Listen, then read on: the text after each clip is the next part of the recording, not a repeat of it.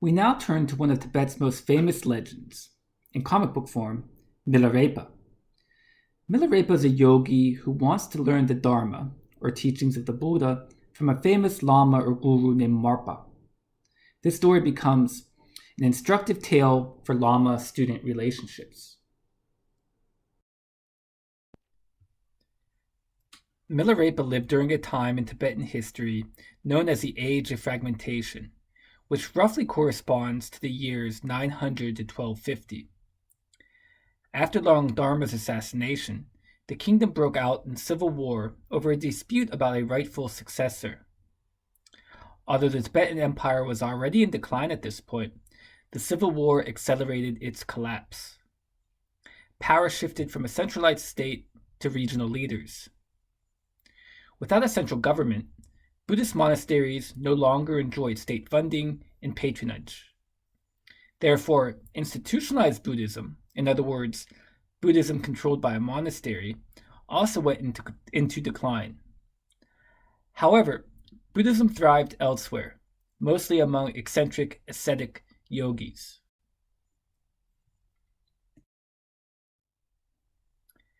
In some respects, the decline of monastic Buddhism resulted in a distinctly Tibetan flavor of Buddhism.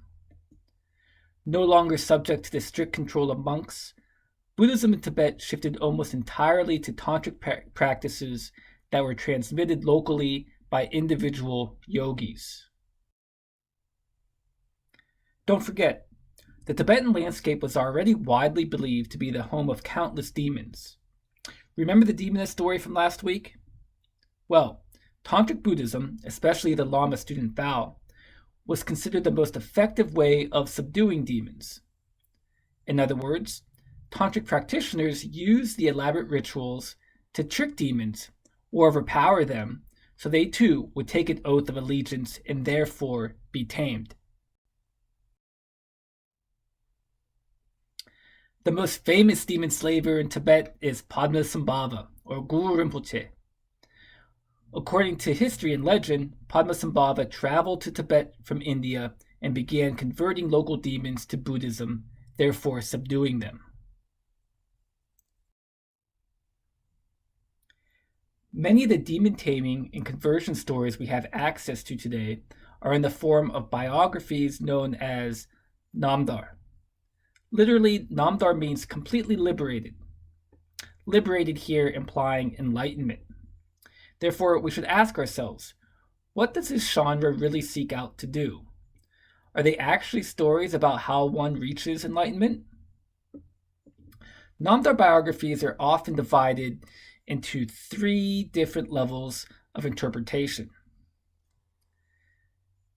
outer, inner, and secret. More on these divisions in a minute.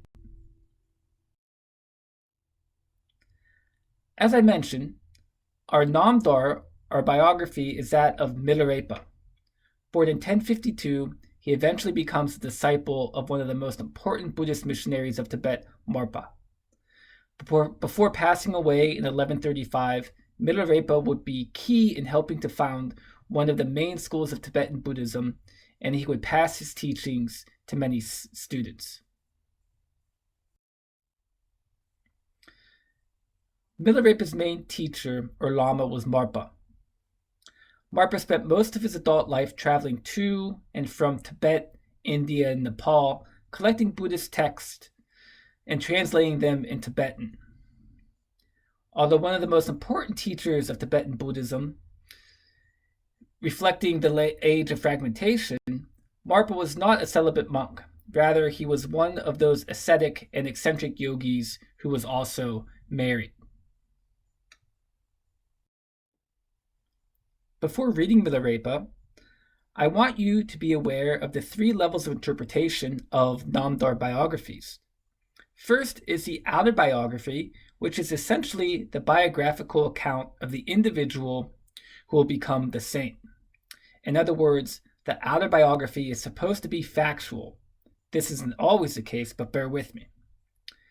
The inner biography contains the inspirational story. It is supposed to motivate the reader to become more like the saint. The inner biography often provides important clues to how one can live a pious life. Finally, the secret biography is meant for the most advanced practitioners. The secret biography contains the subtle but important instructions for reaching enlightenment. With this information in mind, dig into the graphic novel about Milarepa. We will discuss it in further detail soon.